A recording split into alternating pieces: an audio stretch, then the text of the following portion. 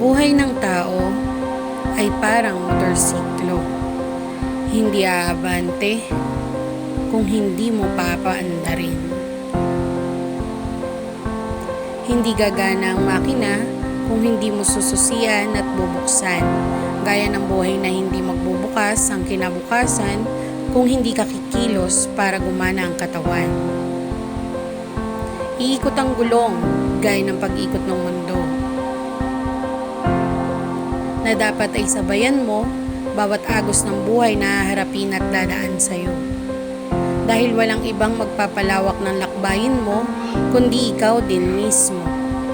Hawak mo dapat mabuti ang manubela, dahil kada maling liko mo, maraming maiiba. Malawak ang mundo na kayang takbuhin ng motorsiklo, gaya ng buhay ng marami pang kayang igulo at marami pang kayang ibago. Ikaw na lang ang gagawa ng daan saan ka man patungo. Madalas na patag, kaya walang hirap. Pero mas madalas na may bako-bako o sira-sirang daan na susubok sa katatagan at paniniwala mo. Ngunit bawat daan na tatahakin mo, tandaan mong ito ang nagbigay din sa iyo ng pagsubok upang matuto, upang magbago, upang maging totoo,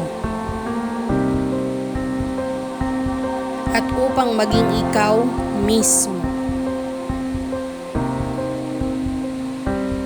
Ikaw na lumaban hanggang dulo.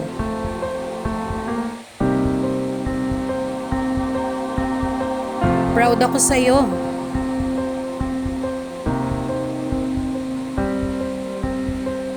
Dahil ang tibay ng puso mo.